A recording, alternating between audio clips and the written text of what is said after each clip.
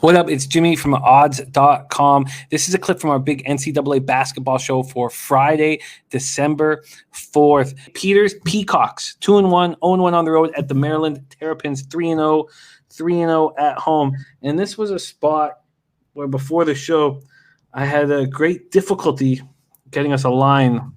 There are no lines available at the licensed books, but they're all over the place. We had Bet365. Bet365 is up and Adam. Maryland 12.5-point favorites in this total at 134. Max, let's go. Xfinity Center, College Park, Maryland. This game was just put together, and basically Terrapins game with Monmouth on Tuesday was canceled. The Hawks had to shut down their program. They were replaced with Towson. Towson had a positive test, had to shut down that program. So George Mason had to bow out Friday. And then St. Peter's comes in out of the Metro Atlantic Athletic Conference, and they open their season with a tough 76-75 road loss at St. John's. They've won 2 consecutive games since then. The first, a 62-51 win over LaSalle. The latest, 82-68 victory over Stony Brook. On Tuesday, Dallas Watson, 18 points, 6 of 10. Fousseyni Drame added 13 points, and he won the MAAC Player of the Week last week, averaging 15.5 points and 6.5 rebounds in the first 2 games. The Terrapins have been excellent offensively in the last 2 games especially. Maryland opened the season with 3 straight home wins. So this is their 4th game at home to start the year. They won 85-67 over Old Dominion, 82-52 over Navy, and 79-61 over Mount St. Mary's.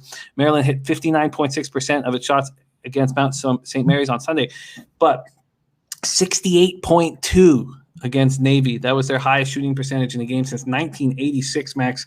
Here we go. St. Peter's, Maryland. How are you taking this on?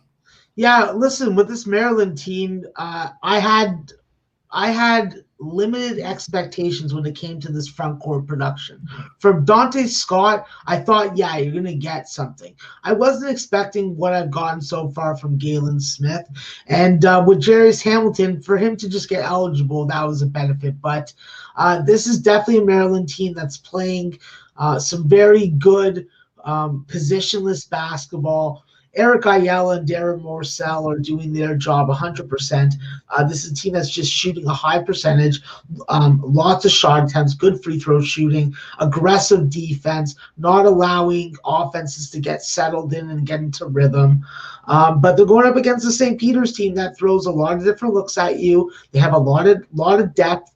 This is a team that's already played St. John's, not on the same level as a Big Ten school, but definitely a worthy opponent and something that you can compare to.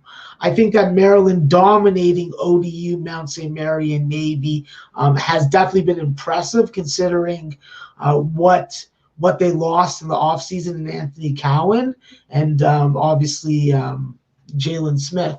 But I think that this is a situation where St. Peter's is able to really slow down the tempo, really force Maryland to guard them for a lot of time.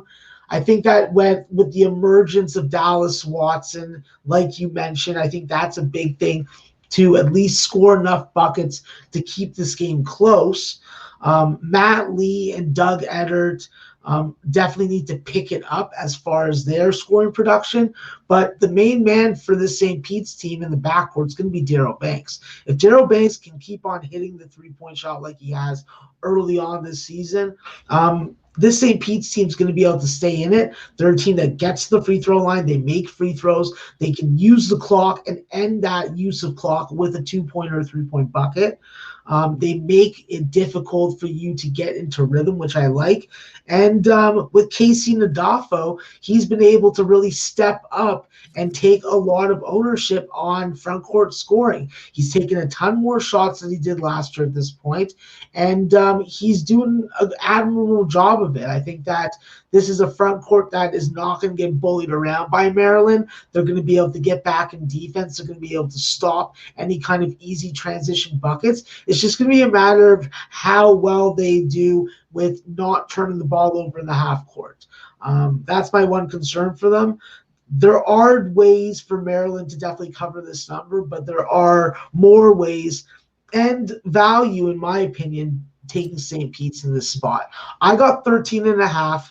I don't like hearing 12.5 for the show, but the reality is I don't have a first half number to go to right now, and I'm not going to take a total. So I'll take St. Pete's at 12.5.